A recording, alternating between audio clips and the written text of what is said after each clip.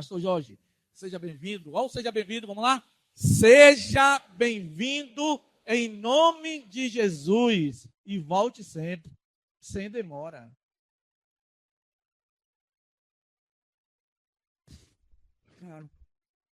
Graças a Deus, irmãos.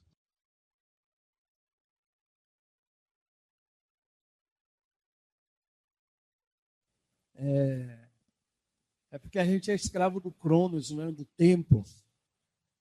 Na mitologia grega, era um deus chamado Cronos. E os gregos diziam que o deus Cronos é o único deus que come os seus próprios filhos. E é verdade, porque a gente estava bem novo, vai ficando velho, né? O tempo vai absorvendo a gente. Mas toda vez que a Bíblia fala em tempo de Deus, é a mesma palavra grega, mas não se usa cronos. Não se usa cronos. Usa kairos. É a mesma palavra, mas só que quando se refere a tempo de Deus, os gregos tinham uma palavra para diferenciar. A língua grega ela é muito rica por isso. Quando eu estou falando de um homem foi a semear, Jesus está falando de cronos. Tempo. É linear. Você nasceu, cresceu. Eu não cresci muito, mas você cresceu. É aquela fase que os filhos da gente começam a crescer, né? Aí os meus são maiores do que eu, graças a Deus. Aí eles passavam por mim assim, medindo para dizer que ficava maior. Aí toda vez que eles passavam, eu fazia assim, ó. É o que, meu filho? Eu quero que vocês cresçam aqui. Porque isso aí é normal. Tá? Então, é bom estar aqui. Eu sou frequentador da EBD há 45 anos. 45 anos. Que pena. Lá na minha região também, algumas igrejas não têm mais escola bíblica dominical por causa dos 2 cultos que tem que ter de manhã. Aí não tem tempo para EBD. A mola mestra, todo curso que você fizer, toda profissão, ela tem a mola mestra. A mola mestra do direito são as leis. São as leis. O advogado que não conhece as leis, não conhece a mola mestra do direito. Na sua profissão de elétrica, a mola mestra, você precisa conhecer muito como, né, os vetores. Se não faz uma instalação errada, é um problema. A mola mestra da teologia é a palavra. Por isso tem EBD, para estudar a palavra de forma sistemática. Ok?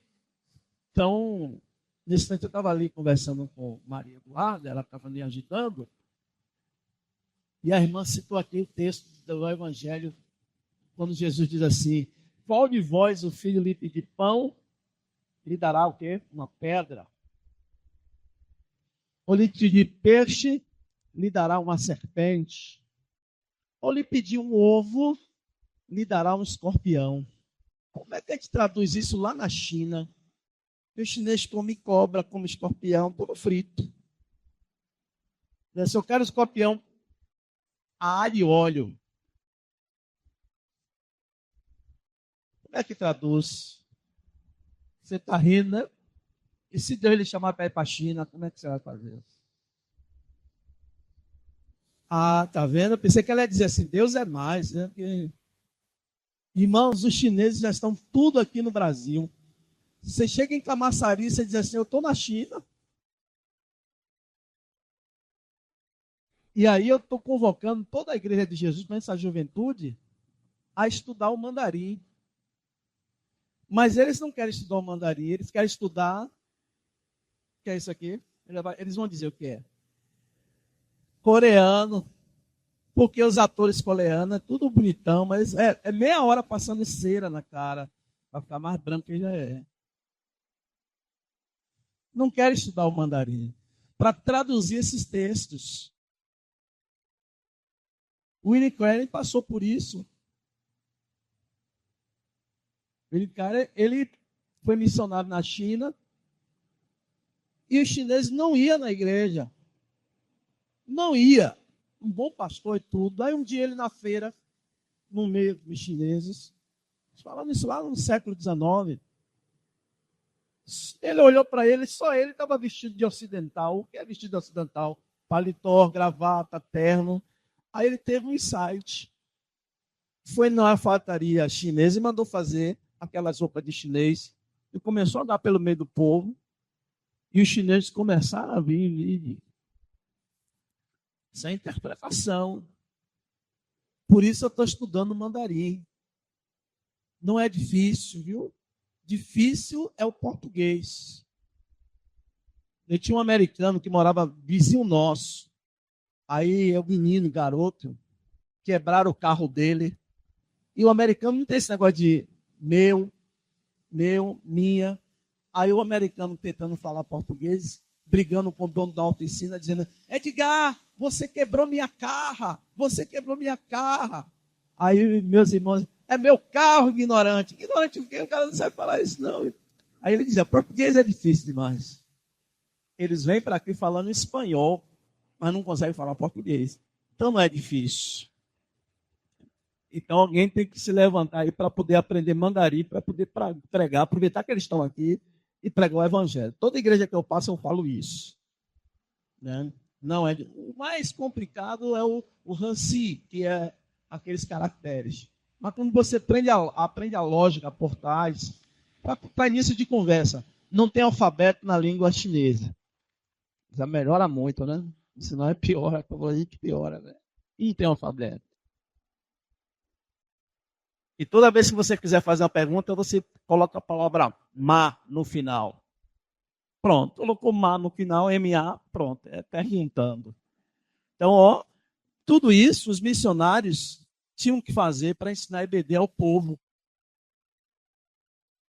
Porque quando você vai traduzir um idioma ou um dialeto, é obrigatoriamente você fazer uma gramática. Não tem como traduzir a Bíblia para o congolês. Tem que fazer uma gramática. Para quem vier depois, entender o que está escrito ali naquela Bíblia com a gramática. Então, é um desafio muito grande. E o meu desafio hoje pela manhã é mostrar a importância da escola bíblica dominical e ao longo do tempo, né? Por que você frequenta EBD? Por que essa coisa de EBD? Eu sou apaixonado, como eu disse, por EBD. Lá na igreja, eu sou o superintendente, nós temos diretor, não temos educadora religiosa, eu assumo. Eu sou da área de educação também, tenho formação pedagógica, mas penso que a igreja ela precisa mais gente ensinando as novas gerações que estão vindo aí, ok? Então vamos lá, sem mais delongas, vamos falar sobre a importância da EBD, né, a valorização desta escola bíblica dominical. Não se preocupe, eu hoje não estou aqui como psicólogo, eu não vou analisar ninguém, né? Até porque diz que terapia entre amigos não é terapia, é conversa de compadre, né? Eu vou dizer coisas que você não quer ouvir e você não quer ouvir o que eu quero dizer. É uma conversa de compadre. Isso é ruim, porque todo mundo lá em casa mesmo é assim, quando eu estou conversando demais, aí eu paro, aí eu ouço, isso é normal. Está me analisando? É? Não, estou pensando não falar besteira. Estou analisando, né? Ok? No gabinete também eu passo por isso. E o que é pior, querem a terapia, mas não querem pagar. Aí isso é difícil. Ah, é muito caro. Poxa. As doenças da alma, elas, se não tiverem tratadas, refletem todo o corpo. Você já sentiu muita dor, foi no médico, fez todo o check-up e não tinha nada? Né? Como você é crente, lavado e remido no sangue de Jesus, você diz assim, encosto não é. Encosto, inventaram isso agora. São as doenças psicossomáticas. Por isso que o salmista diz assim, ó minha alma, porque está triste, abatida dentro de mim. Ali é crise existencial, Davi.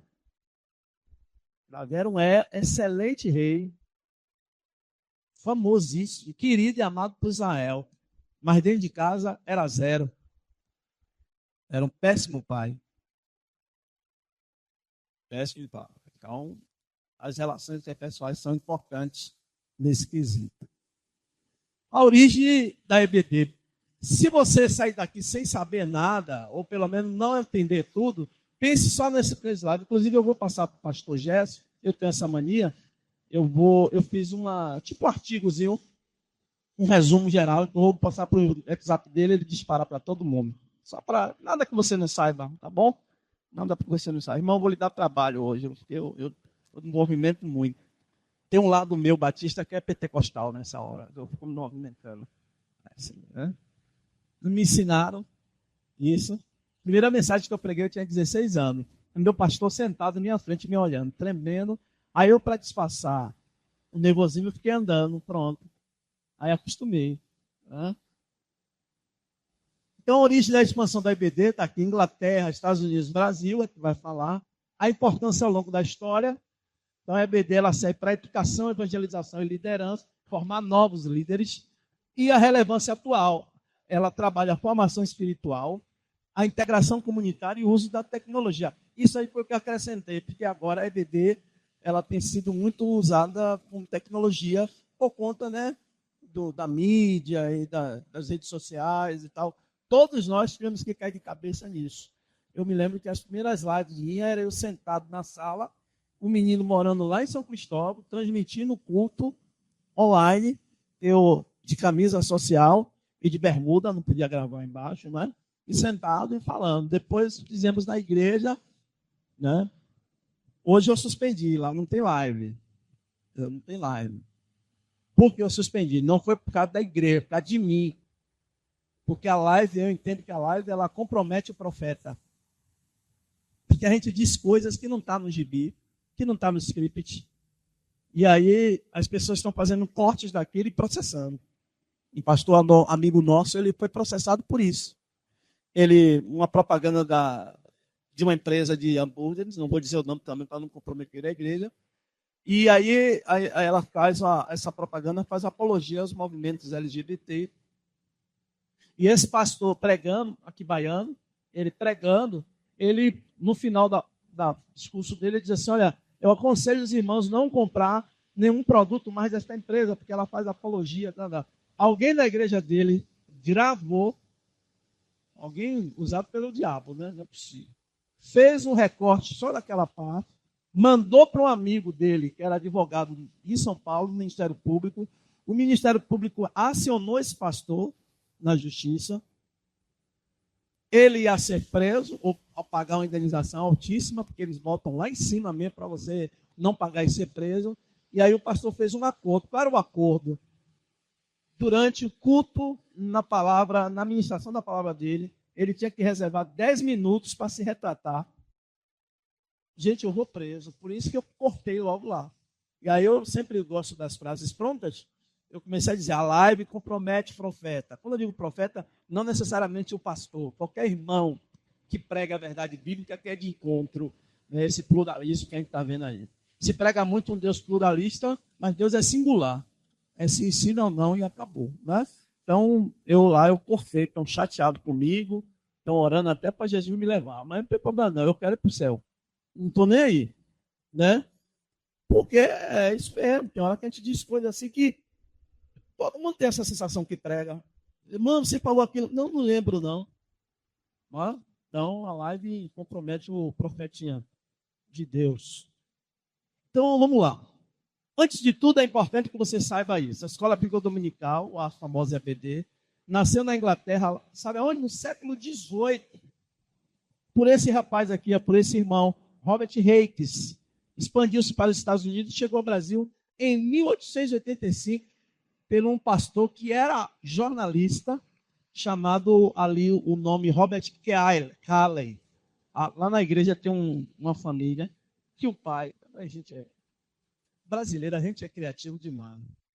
ele começou a botar o primeiro filho dele, Jonatas Callen. Não tem sobrenome, Callen. Ele botou Carlos Oliveira, não sei o que, da Silva. Ainda bota da Silva, aí acaba tudo, né? Aí agora, todos os meninos dele são 5. Tudo tem Callen. Cadê esse nome aí, Callen? Mas é mentido demais, né? Pediu para ser mentido, entrou na fila 10 vezes, né? Aí quando eles vão, todos tocam, cada um tem um instrumento, todo mundo toca 2 instrumentos. Aí quando eles vão para frente, a turma diz assim, vai os Callen, né? Os Callen. Então, por causa de Robert Callen, ok? Ele está pequenininho aqui, é porque na hora lá eu não pude aumentar. Mas vamos lá, eu leio para vocês. A origem e expansão histórica da EBD.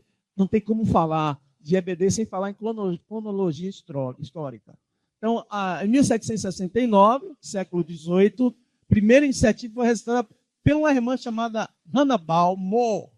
A gente vai falar sobre ela aqui também. Lá na Inglaterra, em 1780, Robert Hicks, jornalista e filantropo, organiza em Gloucester, na Inglaterra, uma escola dominical para crianças pobres, ensinando a leitura e escrita da Bíblia. A EBD ela não começou na igreja, porque as crianças na Inglaterra trabalhavam 18 horas. Hoje o estatuto protege a meninada, né, e tudo, mas naquela época era difícil. Então, a ideia era essa. Depois se expandiu no século XIX para a Irlanda, Suécia e Estados Unidos. Nos Estados Unidos, a American Sunday School Union, em 1824, coordenou o movimento e produziu materiais didáticos. Você vê que ela vai progressivamente crescendo. Em 1855, no Brasil, o missionário escocês Robert Haley Callen e sua esposa Sarah fundaram a primeira EBD em Petrópolis, no Rio de Janeiro. Eu tenho um livro dele, né? Muito interessante. Eles se estabeleceram ali quando o Rio era estado da Guanabara. Isso é muitos anos, né? Século XIX, praticamente. Logo, metodistas, presbiterianos também difundiram o modelo de EBD. Já havia, os presbiterianos, foi a segunda denominação a entrar no Brasil. Primeiro os batistas, em 1822. Ok? Lá pronto. Começou com essa moça aqui, ó. Ela tinha 22 anos, Hannah Balmore. Primeira escola dominical, 1769. Ela tinha 22 anos, ouvindo um sermão de John Wesley, metodista. Ela colocou no coração colocar crianças pobres do bairro dela, dentro da casa dela, para ensinar a Bíblia e valores humanos, de educação formal que a gente tem, né? Sempre. Então, muito interessante. Após ouvir um sermão dele, que ele foi fundador do metodismo, né? Qual a motivação dela? Por que ela faz isso? Ela tinha um desejo de ensinar crianças sobre a Bíblia, oferecer educação básica em tempo em que acesso à escola era limitado. Os filhos de pobres na Inglaterra não tinham estudo, tinham que ir para as fábricas trabalhar, ajudar os seus pais. Então, ela vendo essa necessidade, e algumas vezes, eu vou falar aqui também, a EBD foi muito usada para educação formal, expandindo aí as escolas, que isso é um modelo normal hoje, né? Tem a escola pública e as escolas particulares, foi por conta da demanda, que é muito pouca. É a mesma coisa que acontece com os planos de saúde. Nós temos o sistema único de saúde, mas tem as particulares para poder ajudar nessa demanda. Então, foi a ideia dela, né, essa moça de 22 anos, chamada Hannah Balmore. Hannah Balmore foi a primeira pessoa a organizar uma escola bíblica dominical que se tem na história. Não tem outro local, outro modelo. Local, como eu falei, na sua residência. Qual era o público dela? Crianças pobres da comunidade. É igual embaixador e mensageiro. A gente pensa que embaixador e mensageiro foi criado para a igreja também, mas na verdade, no início, foi para evangelizar as crianças. Então, lá na igreja, por exemplo, tem um monte de garotos do bairro e família não é da igreja, não tem nenhum membro da igreja, mas ele vem para a embaixada. As mães vêm, deixa lá e vai embora. Ela não quer vir, mas a gente pega na formatura, no troca de posto, a gente aí pega ali, aproveita e evangeliza, né? Então, a ideia é essa. Qual o conteúdo que tinha lá? Leitura, escrita e ensino bíblico ela aproveitava, usando a Bíblia, para dar educação formal, ou seja, ensinar, né, a língua inglesa, ensinar a gramática inglesa. Então, tudo tem um propósito. Qual o objetivo? Sempre a Bíblia vai trabalhar com fundo moral. Durante muitos anos, a gente pregava que o cristianismo era moral e ética. Não, também. O cristianismo é a justiça de Cristo. Não é? Paulo vai dizer, sendo, pois, justificados pela fé, temos paz com Deus. Porém, um cristianismo sem moral e sem ética, ele é esvaziado. Concorda comigo?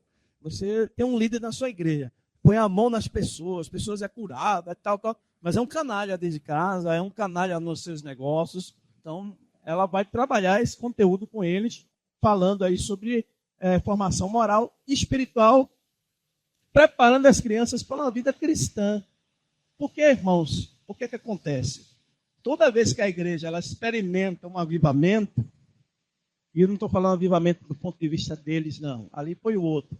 Mas um mover, vamos dizer assim, para não ficar a palavra avivamento, porque eu tenho uma discussão muito própria. Eu fico dizendo, o Brasil precisa de um novo avivamento. O Brasil não precisa nada. O Brasil precisa voltar à Bíblia. Voltar às origens. Avivamento é outro contexto lá. Primeiro que avivamento, irmãos, a gente tem que ter muito cuidado. Porque que a gente vê aí fora é despertamento. O que é despertamento? Quer ver um exemplo? Domingo, vou dizer, não precisa dizer o nome não, tá bom? A gente fala do pastor e não fala do culto. Domingo, o homem de Deus vai estar na fonte nova, o poder vai descer, o fogo vai descer. Parece que Deus só aparece ali na fonte nova. Deus não vai aparecer na Píbia de Águas Claras, não. Aí vai um monte de gente na Píbia de Águas Claras, inclusive lá de Jerusalém, a nossa igreja, também vai.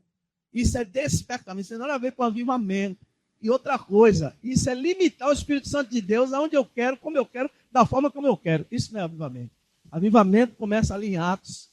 Estavam tudo em um só lugar, de repente apareceu um vento impetuoso, abrindo portas e janelas, e as pessoas viam como línguas sobre suas cabeças. Ali é o mover de Deus. Quem promove é Deus, quem faz tudo é Deus, não é um homem. Então há uma diferença entre avivamento e despertamento. O que você vê aí, agora eu posso falar, porque eu estou, não sei se eu posso, eu vou falar, não tem problema não. Depois eu me processo. Aí fica os irmãos mandando um monte de vídeo para mim da oração da meia-noite. Não precisa dizer o nome não, tá bom? Aí eu pego, mando meu estudo sobre despertamento e avivamento. Mas tem gente que bota aquele amém xoxo, tipo assim, eu estou dizendo amém porque é o pastor, mas eu não quero dizer amém não. Eu quero dizer assim, ai feliz. Sabe? É limitar o Espírito Santo de Deus. Eu tenho medo disso, irmãos. Você está lá no grupo de compras e vendas do seu condomínio, todo dia de manhã tem uma criatura que bota lá, oração da meia-noite. Oh, que raiva. Não pode dizer nada, ela é minha ovelha. Então, sempre tem que ter isso aqui. A iniciativa de Hannibal mostra que a EBD nasceu do coração de uma mulher, sempre vocês, né? Não tem para onde correr.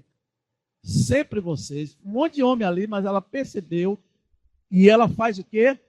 Ela é comprometida com a fé e, acima de tudo, com a transformação social.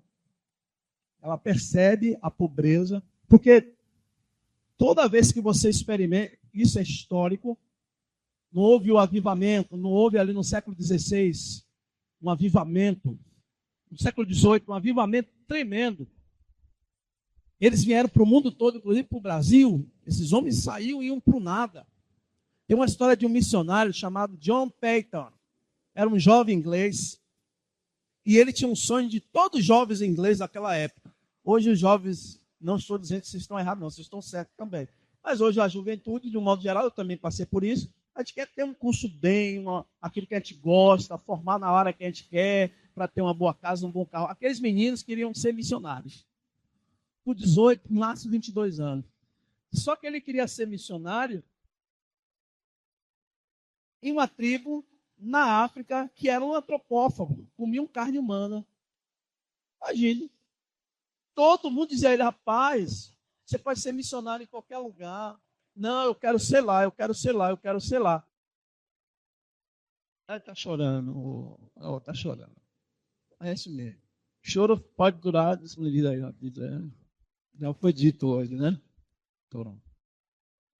Eu ia dizer assim, é porque não deu pirulito a ela, mas eu estou vendo que ela está com pirulito na mão, então não é fome, né? Graças a Deus, né? Minha mãe dizia assim, ó, o que é o quê?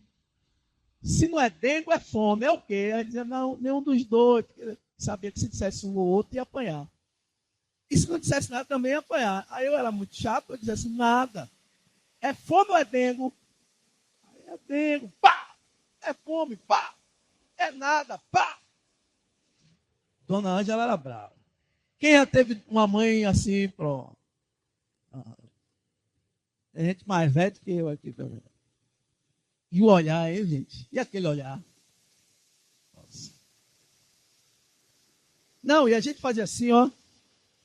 O olhar estava lá. A gente olhava. E o olhar estava lá. Rapaz, essa mulher não pisca o olho, não, é? Hoje você não pode nem fazer isso, que menina. Assim, vou procurar meus direitos.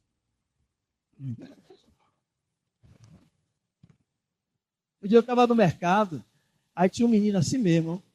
Eu quero, chutando o carrinho. Eu fui e voltei, o menino, eu quero. Gente, eu cheguei de junto assim, disse, senhora, boa tarde. Posso dar o que ele quer? Aí ela olhou para mim e disse assim, ô moço, fique em paz, tá bom. Mas depois eu me lembrei que tem o estatuto da criança e do adolescente. Eu ia pegar ele pela orelha assim, vem aqui que eu vou lhe dar um negócio. Mas não era meu filho. Aí fica essa situação. E na época da gente, assim, eu quero, você quer o que eu quiser. Aí, tem gente aqui igual a mim, não viu de luz, mas pisou na lama. É, velho.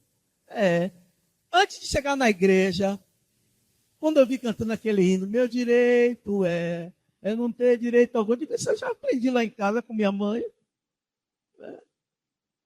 Tinha uma frase de minha mãe que era terrível, para humilhar mesmo um ser humano. Olhe, ponha-se na sua baixa de colocação e se coloque. Eu até hoje não entendi o que é isso, não, mas eu entendi que era uma coisa humilhante. Não tem argumento, velho, acabou. Que era a rainha dos argumentos nas mães da gente, né? Tinha resposta para tudo, né? Para a gente e para o filho da vizinha, mal educado também. Ah, se fosse comigo. 10 minutos comigo ele ia ver, meu Deus. As mulheres eram bravas, tudo carcereira. Parece até que trabalhava em presídio. Vamos lá. Seu exemplo inspira até hoje o trabalho de ensino discipulado nas igrejas. Eu estou fazendo isso aqui. Ronabal fazia isso no início da história. Olha que coisa interessante. Tá? A iniciativa de uma mulher jovem, solteira, que há uma necessidade de ensinar às crianças formação moral, ensino de higiene, porque aquela época era terrível, né? Usando a Bíblia. A Bíblia tem compêndio para tudo, irmão. Você acha, quando Deus, lá no Antigo Testamento, dizia para o povo de Israel que se tocasse no animal, não podia entrar no arraial até 5 horas da tarde, porque essa linguagem era uma linguagem muito, vamos dizer assim, cerimonial. Mas, na verdade, ali tem um livro chamado assim, O Deus Sanitarista, que é Deus se preocupando já naquela época, porque se aquela pessoa tocasse no animal, poderia levar doença para o arraial e matar um monte de gente. Não comer determinados tipos de animais. Por quê? Porque podia trazer doença. E um pouco estava saindo do Egito. E morreu, foi até a quarta geração, imagina, que chegou lá, os que saíram. Então, Deus trabalha essa questão. Fazia as necessidades fisiológicas fora da tenda, fora do arraial, para não se contaminar, ou não trazer contaminação. Então, Deus já trabalha isso. Por isso, irmão, não é pecado ir para médico, não, se cuidar, tá bom? Tem gente que acha que não, Deus vai me curar, vai. Eu, por exemplo, antes de tomar um remédio, eu oro, diz, Senhor, abençoa. Né? Esse remédio que já é abençoado, e que ele faça efeito na minha vida, através dele e do que o Senhor quer fazer também. Tomo um remédio. Eu aprendi isso com um pastor antigo, que me ensinou, né? Isso. Eu vi ele fazendo. Aí depois desse rapaz aqui, esse irmão, Robert Hakes, é considerado o pai da escola bíblica dominical. Por quê? Porque ele pega a ideia de Hannibal e ele sistematiza. Olha como é as coisas. É uma diferença muito grande de uma mente empirista de uma mente racionalista. Sabe a diferença? O racionalista, ele cunha as ideias da própria mente dele. Por causa de Hannibal, ela olhou, eu vou ensinar. Não tinha nome EBD, a gente que coloca ali, primeiro EBD no mundo, não. Ela pegou e disse, eu vou ensinar a Bíblia. Ali é uma mente racionalista. Tem gente que é assim. Tem mente, eu, por exemplo, eu sou empirista. Eu posso pegar disso aqui e transformar uma coisa melhor ainda. Isso é empirismo. Eu posso pegar uma ideia, sistematizar e ela crescer muito mais. Então, a mente empirista trabalha desta forma, tá bom? Então, ela é uma mente empirista. Então, ele é considerado o pai da escola bíblica, porque em 1780 ele organizou, lá na cidade dele, em Gloucester, na Inglaterra, ele separou alguns encontros para ensinar crianças aos domingos a ler, escrever e aprender princípios bíblicos. Observe que o ler e aprender está sempre seguido de quê? Princípios bíblicos. Princípios bíblicos. Sua iniciativa rapidamente se espalhou e transformou-se em um movimento global de educação cristã. Juntos, Hannibal e Hicks representam o início da educação cristã sistemática, que se espalhou pelo mundo e chegou ao Brasil em 1855. Então ele pega aquela ideia daquela garota de 22 anos, sistematiza e trabalha a educação formal com princípios bíblicos.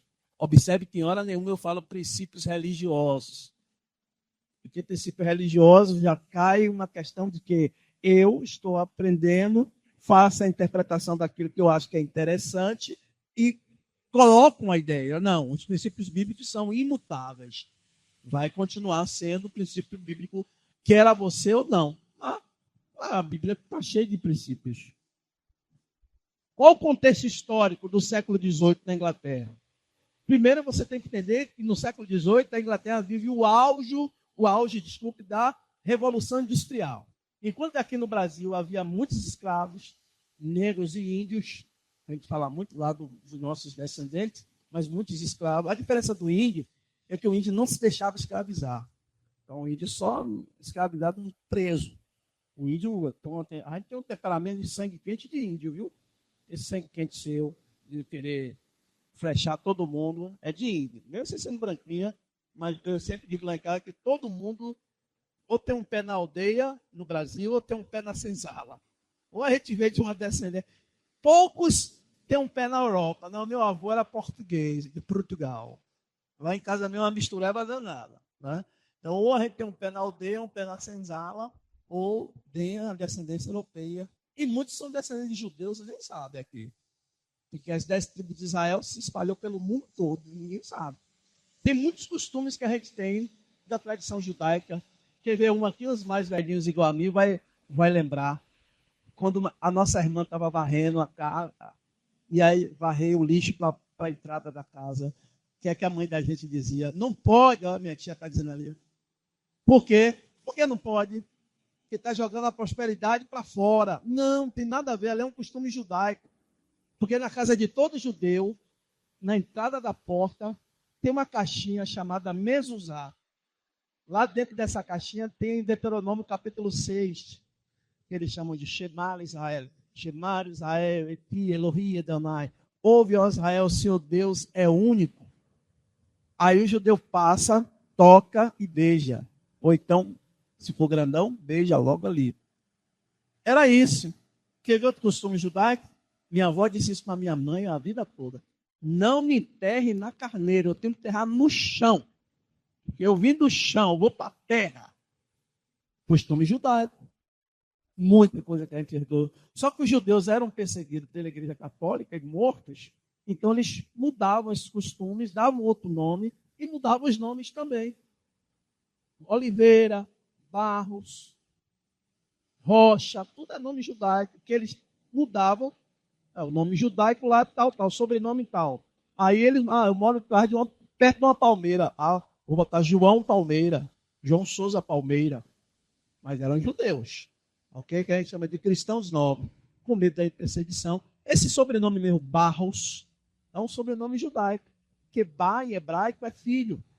Lembra-se, irmão Bar Jonas, filho de Jonas. A palavra bar e ben em hebraico é filho, que é diferente da gente brasileiro. A gente quer homenagear um filho da gente, que era outra coisa que minha mãe era invocada também. A gente quer homenagear o filho da gente, porque meu nome é Jorge Mariano. Aí eu botaria Jorge Mariano Souza Júnior, aí gosto de Júnior. E aí minha mãe dizia assim, que diabo é Júnior? Júnior é pior porque é o pai dele. Né? O brasileiro bota Júnior, os americanos não botam. Por exemplo, o americano bota Mac. Quando você diz assim, McDonald, é filho de Donald, Mac é filho. Então, o judeu é a mesma coisa. Bar, Júnior. Então, Barros é Bar, filho de Ross. Barros, filho de Ross. Então, o judeu fez muito isso ao longo da história. Então, de repente, a gente está lá também, ok? Sem saber, sem ter contexto. Crianças trabalhavam longas jornadas em fábricas e minas sem acesso à educação. Domingo era o único dia livre, muitas vezes marcado por desordem social. O que é desordem social? Que os meninos saíam para beber. Na Inglaterra, tempo frio, e ela acostumada a tomar aquelas pingas desde garoto. E o inglês, os escoceses gostam do quê? O uísque.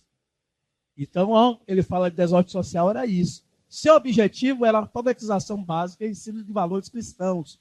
Usava a Bíblia como principal material didático, incentivava a disciplina, higiene e boas maneiras. As pessoas nessa época morriam com 40 anos, com 30 e poucos anos, sabe? Muitas doenças. Ok? Então, a Bíblia está sempre recheada de valores, princípios e princípios higiênicos.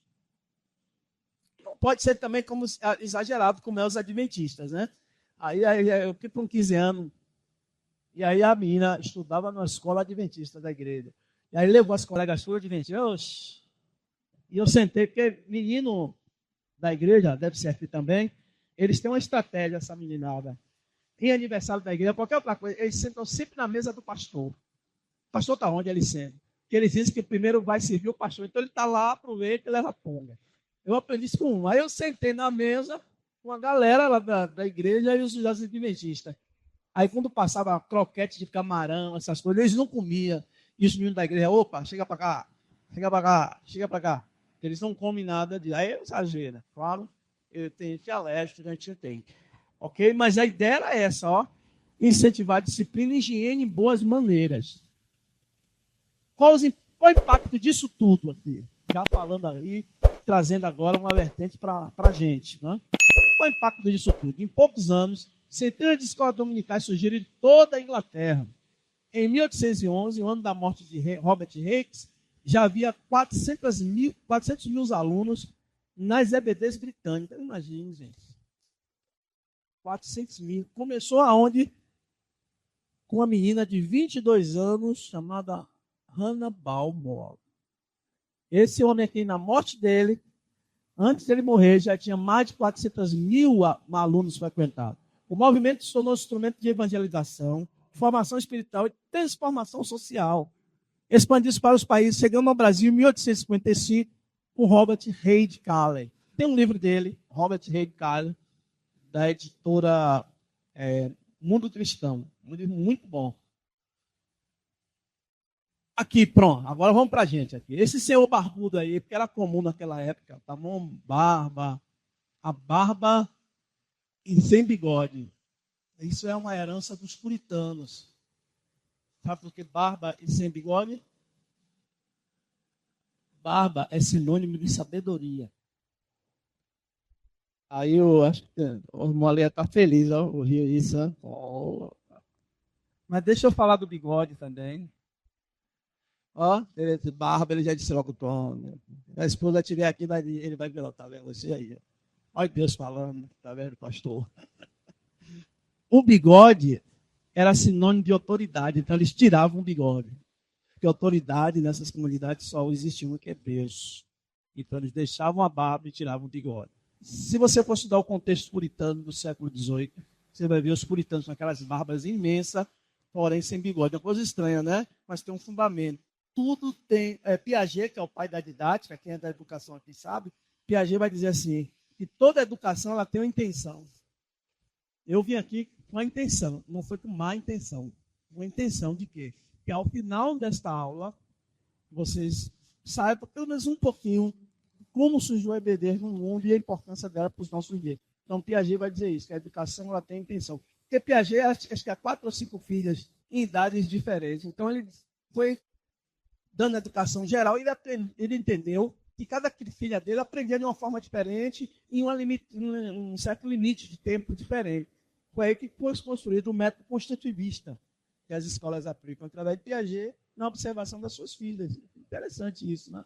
Então, esse rapaz aqui, esse irmão, ele chega ao Brasil, né, em 1855 e organiza. Ele era um missionário escocês, viveu lá na cidade de Petrópolis, que era Guanabara. Então, no Brasil, a primeira EBD foi no ano de 1855. Quem fundou? Esse homem, ele era médico e missionário escocês, Robert Wade Cowley. Qual o objetivo dele? Ensinar a Bíblia, promover a alfabetização entre os convertidos. Por que entre os convertidos? Porque o Brasil ainda é, mas naquela época muito mais, era um país extremamente católico. Você tem ideia, nessa época, nenhuma pessoa protestante era enterrado na Quinta dos Lagos, em cemitérios católicos. Era proibido.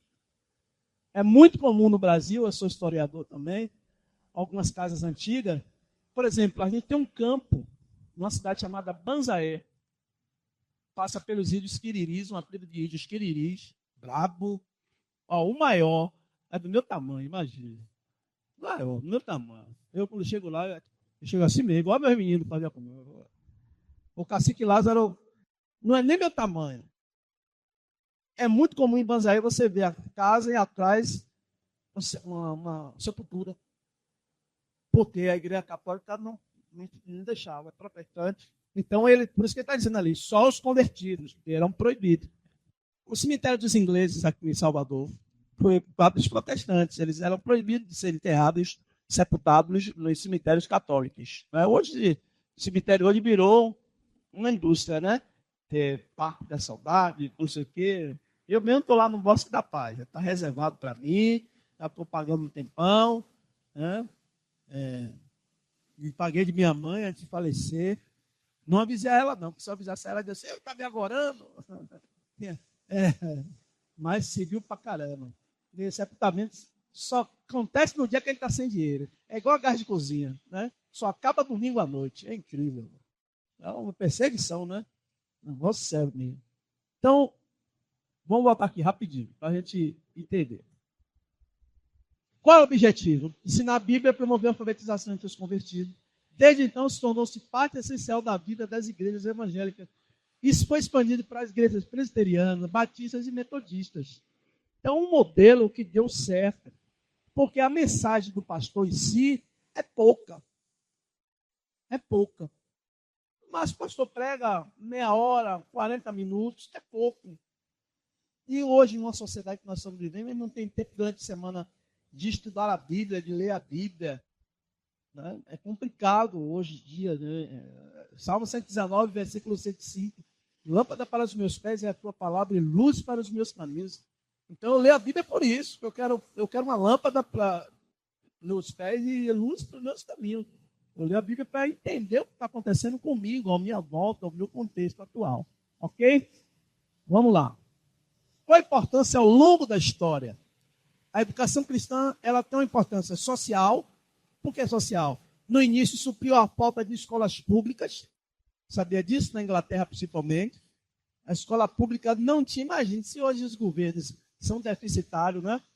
Todo candidato a prefeito, no dia que você for candidato a prefeito, lá no interior que você nasceu, vá logo dizendo assim, o prefeito daqui não tem escola suficiente. Não é verdade, em parte. Por que não é verdade, em parte? Porque tem. Porém, esse discurso é legal, porque por mais que tenha, ainda falta. Porque nasce menino todo ano. Então, quando eu vejo um cara batendo no prefeito atual para o que quer vir ser candidato, ele vai logo na escola, percebeu? Escola e saúde. Porque por mais que faça, menino está nascendo. E por mais que você construa hospital, mais pessoas vão ficar doentes. É um discurso meio complicado. Então, ele vai trabalhar e suprir as escolas públicas, alfabetizando crianças, ensinando valores bíblicos. Hoje está uma guerra tremenda. Você luta para botar seu filho hoje numa escola particular com princípios cristãos, mas está difícil. Está difícil. Tá difícil. Não tá fácil, não. Né? Então, a EBD é tão importante, tão importante. Alguns anos atrás, eu estava no gabinete, subiu uma professora do departamento infantil, que lá o meu gabinete fica bem no alto. Então, acho que ela subiu correndo. Na hora da EBD, com as crianças, ela subiu. Eu disse, o que foi, minha irmã? Isso até no frente ele assim, esbaforido. Ou é para pedir dinheiro ao pastor, ou para dizer que alguém morreu, né? Não nessa mesma ordem, mas eu disse, o que foi, meu irmão? Alguém morreu, está precisando de alguma coisa? Eu vou logo fazer as perguntas básicas. Não, pastor, porque tem um menino lá agora que disse assim na sala, no início o mundo era água, não era? Eu disse, onde é que você viu isso? Ela disse, era água. Aí eu disse, minha irmã, ele está certo. Como, pastor? Vem aqui para Gênesis, capítulo 1. E o Espírito de Deus pairava. Aí ela terminou e disse, eu vou voltar lá para dizer que ele está certo. E eu li a Bíblia. Eu li a Bíblia. A gente se passa. Né? O Espírito de Deus, a palavra ali é ruar. Eu gosto do hebraico, em uma palavra você tem vários significados. Ali poderia ser assim, que é o princípio, né? E, na verdade, o nome Gênesis foi como traduzido para a Bíblia grega. Mas o nome mesmo é no princípio. Bereshit. Bereshit bara Elohim et Edanai Atonai. No princípio criou Deus os céus e a terra. Ruach Hadokadoshi. E o Espírito de Deus pairava sobre a face das águas. O menino está certo, o mundo era água. Deus aí fez uma porção seca e chamou de quê? Terra. Aí ela disse, pastor, que interessante. Depois, pastor, interessante, a gente lê a Bíblia como um livro comum, às vezes. E não é. Está lá, o princípio bíblico. Interessante isso. Evangelização tornou-se instrumento para a expansão das igrejas protestantes, principalmente nas zonas rurais, nas comunidades. Eu era seminarista, chegar meu horário, pastor Dira, viu? Eu era seminarista. Eu não estou preocupado se não terminar, é isso comigo não. Eu acho que eu falo muito, né? Outro ditado de minha mãe também, que eu falava muito, queria argumentar as coisas. Aí minha mãe dizia assim, quem conversa demais dá bom dia a cavalo. Eu queria argumentar, não é bem assim, tal. Humilhava as filhas. Eu era seminarista.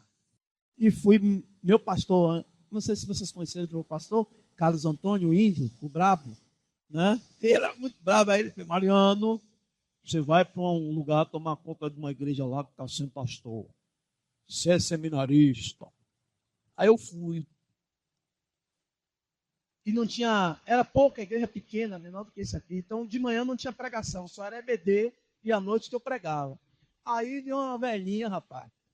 Também essa velhinha não apareceu mais lá, só veio para acabar com a minha vida. Chegou lá, terminou, não vai perder, falando de outra coisa. Ela levantou a mão, acho que todo mundo olhou para ela, que já sabia que ela ia fazer essa pergunta. Acho que era uma pegadinha que ela fazia. Disse, meu filho. Diga, ai meu Deus. Que o povo interior tem esse costume também, né? Naquela época, hoje não, né? Pedir oração por todo mundo da família, pelo cachorro que estava doendo, pelo papagaio que não queria mais falar, né? E se tinha que orar por tudo, né? Pro gato que está manhoso, mas olha pro meu gato. Ele não está bem, não. Eu falo com ele, Pichane, ele, oi. Ele não fala oi. Ele já vem para mim. Ser seminarista, você ouve tudo. Olha a pergunta da irmãzinha. Meu filho, a Bíblia diz que Deus criou Adão e Eva, né? Foi. Quando vem assim de forma didática, no final vem uma pancada. Foi, minha irmã? Pois é, depois eles comeram os frutos proibidos, pecaram. Eu digo, eu já estava sentado já. E depois Caim nasceu Abel. Caim matou Abel, não foi, meu? Foi. Eu quero fazer duas perguntas para mim. Vou dizer, ai Deus, agora. Primeiro, onde é essa terra de Nod? Que a Bíblia diz que Caim foi para a terra de Nod. Segundo, E essa mulher que Caim casou, que só tinha Adão, Eva, Caim e Abel. Eu digo, agora é que deu, né? É BD. É BD. Também não vou responder, não. Aí fui para lá, fui para cá, fui para lá, fui para cá. Aí eu tinha uma igreja que muito valorizava muito EBD e meu pastor era muito bom de Bíblia. Primeiro, que a palavra nod no hebraico não é localização. A palavra nod é terra da vadiagem. Tanto é que a Bíblia diz assim, vagabundo será sobre a terra. Então ele não está em alguma locação. Ele não tinha lugar, porque ele tinha um sinal que identificava ele. Ok? Eu já vi várias versões sobre esse sinal, cada uma mais maluca do que outra. Tá? E, segundo, quem era esta mulher? Aí, se você for para o hebraico, a palavra Adão vem da raiz Adamá, que significa humanidade. Tanto é que Eva é chamada de mãe dos viventes. Adão vem de Adamá. Então, eu não sei se a Bíblia deu um hiato e pulou, porque a gente acha que tudo feito no mesmo dia. Não é, irmãos. Quer ver uma coisa para essa meninada que cresce na igreja? Peça de Natal. Aí no mesmo dia que chega os pastores, chega o rei mago. Irmão, quando os reis magos chegaram, Jesus já tinha 3 anos e meio de nascido. Mas na peça de Natal, os meninos crescem na igreja, acham que foi tudo no mesmo dia. Eu tinha um velhinho lá na igreja que dizia assim, meu filho, quando os reis magos chegaram, Jesus já estava jogando gude, furapé. Brincadeira da nossa época. E 3, por que 3? Não era 3, era uma caravana. Quem forçou a barra para ser preso foi a igreja católica, por causa dos 3 presentes, ouro, incenso e mirra. Mas era uma caravana de homens que estudavam astrologia, e eles, na cultura deles, eles entendiam que uma estrela, que é o cometa Halley, no dia que saísse essa estrela, é porque o Salvador do mundo estava brilhando. Ok? Então, você vai pelas vias que você tem, não desqualificando a Bíblia, nem trazendo coisa que não existe. E tem outra coisa também, né? Aí eu tentei, ela ficou meio assim, balançada e tal. Mas você foi melhor do que os outros, viu? Os outros dizem assim, eu vou orar, né, tia, para ver se Deus me revela. Ainda bem que eu falei, né? Então, ó, fruto de EBD, a Escola Bíblica Dominical, ok? Vamos lá. Formação de líderes. Muitos pastores e professores tiveram sua base na EBD. Olha, eu sou um deles. Integração comunitária. Criou espaços de convivência, discipulando além do culto. A EBD é algo que vai além do culto. Tem igrejas, por exemplo, na pandemia mesmo. Quantas vezes a gente fez EBD online, cada um nas suas casas? Eu lá na igreja fiz muito. Na pandemia, tem coisa só na pandemia mesmo, né? Se vocês quiserem, está lá no YouTube, Igreja Batista Jerusalém, Apocalipse. Eu fiz do capítulo 1 ao 22. A gente chama de leitura responsiva, né? Ao estudo dirigido. Do 1 ao 22. Tem lá 22. Pronto, o pastor chegou porque já chegou.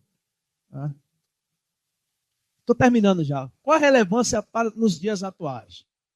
A relevância da EBD nos dias atuais.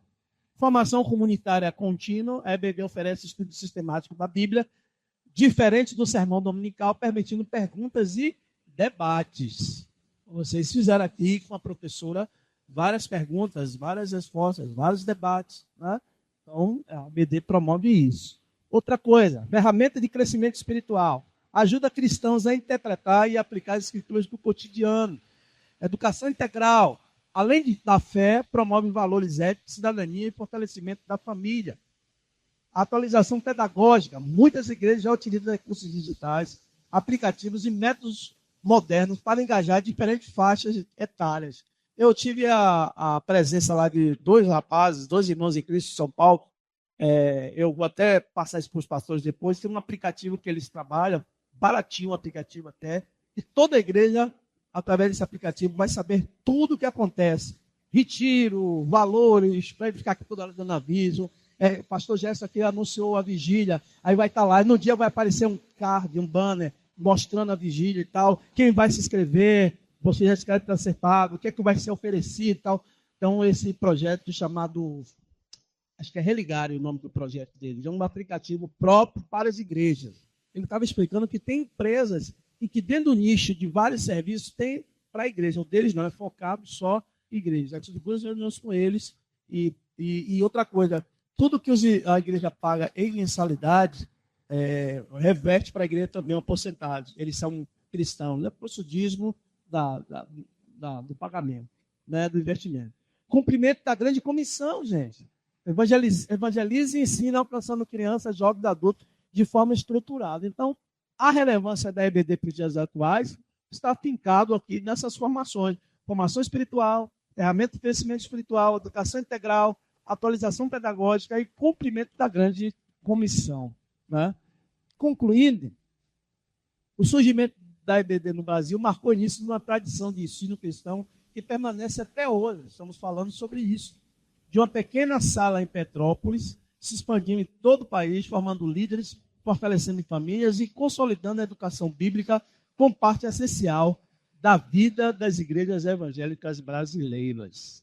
Então, até hoje, nós estamos aqui valorizando, continue assim, né? É bom a gente ter um pastor que briga por a escola bíblica dominical, sai mesmo, de vez em quando a gente ouve determinadas coisas de tipo, porque a igreja cresceu, tem que ter 2 cultos, pastor, não pode ter mais EBD. Se eu ouvir um negócio desse, eu digo que Jesus disse para Pedro, para trás de mim, Satanás, né?